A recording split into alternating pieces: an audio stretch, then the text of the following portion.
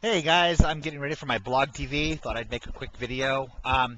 This video, it's in reference to, but not really about, a series of comments by 4G, God, Guns, Guts, Glory, our favorite YouTuber.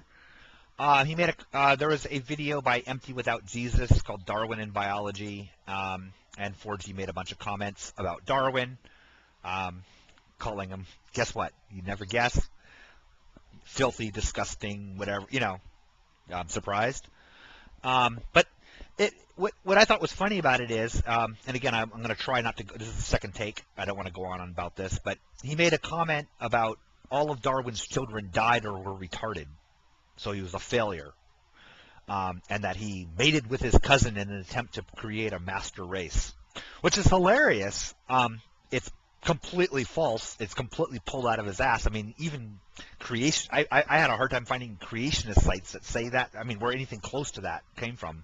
They certainly will make a little snide remark about his cousin, um, ignoring the fact that Christians, that it was very, very common for families with wealth in the United States and England, Europe, keeping the family money in the family was certainly something of the times, however disagreeable that may be now.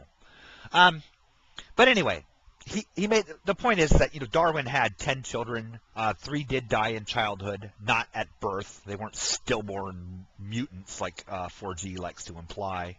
And I pointed this out, and of course he said my sources are skewed. My sources being, I don't know, the 6 or so biographies of Charles Darwin I have, and I've read.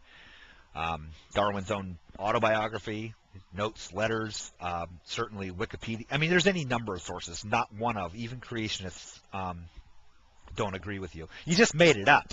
You just pulled it out of his ass. But what I wanted to get to in this is that I'll put a link up to the comments so you can read them. They're really funny, actually. Is that this kind of reminded me of this. There's a general theme. 4G embodies it, but you find it throughout this.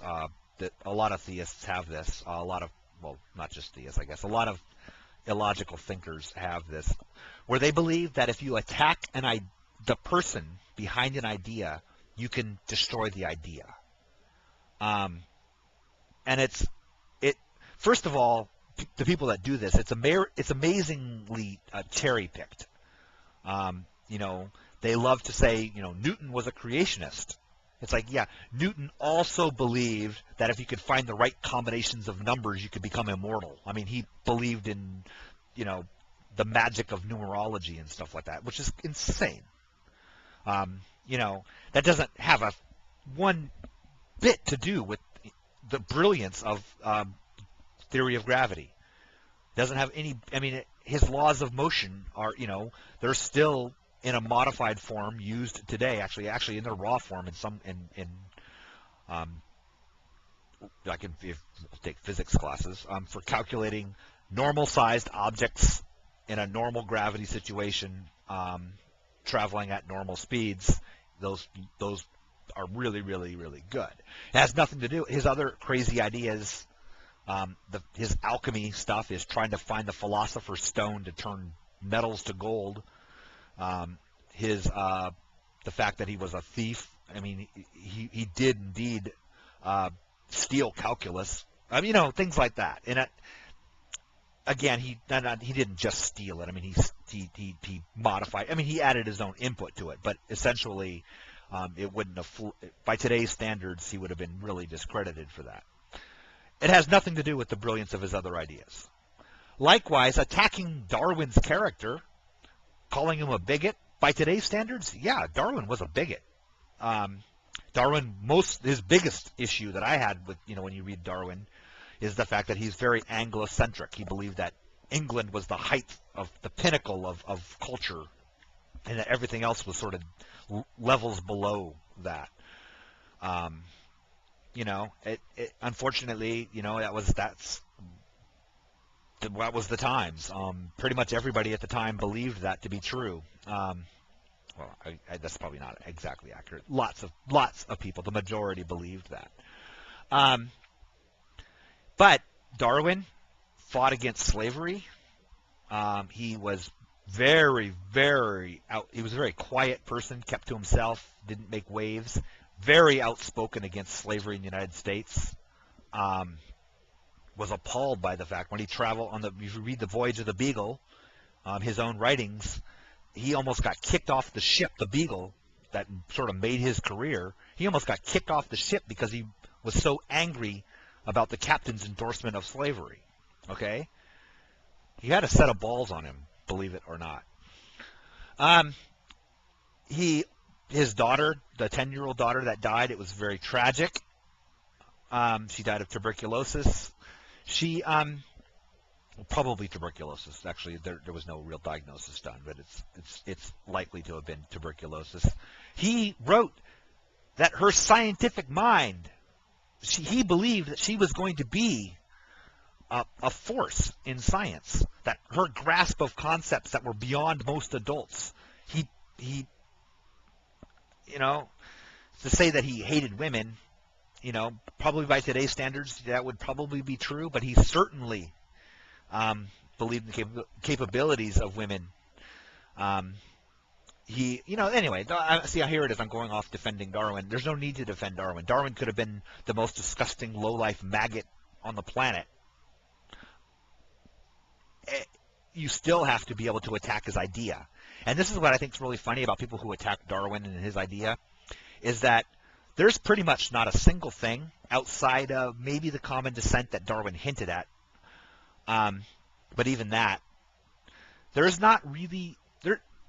Origin of species is pretty much right in line with the introduction to evolution that they believe in. You'll find on Answers in Genesis, Creation Research Institute. All of those sites agree with origin of the species. They don't believe in the sort of the following it into all organisms had a common descent.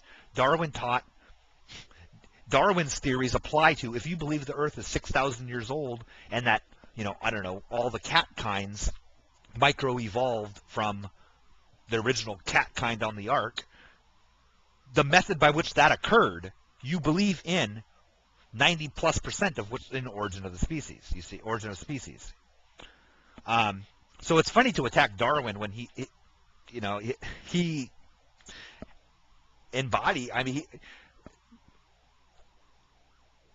I don't meet a lot of creationists that can actually disagree with virtually any point in Origin of Species. He even states that the Creator may have made many different kinds of organisms.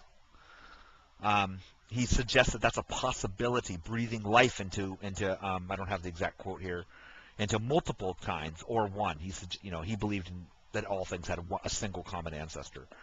That's the only part that you guys would have a disagreement with, I'd think.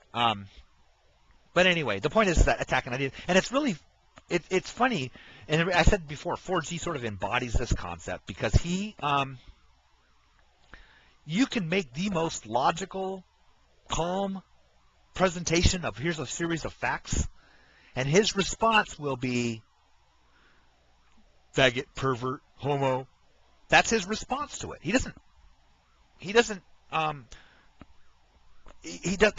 That is his thing. He believes that if he can make you less, that somehow your ideas then fall apart.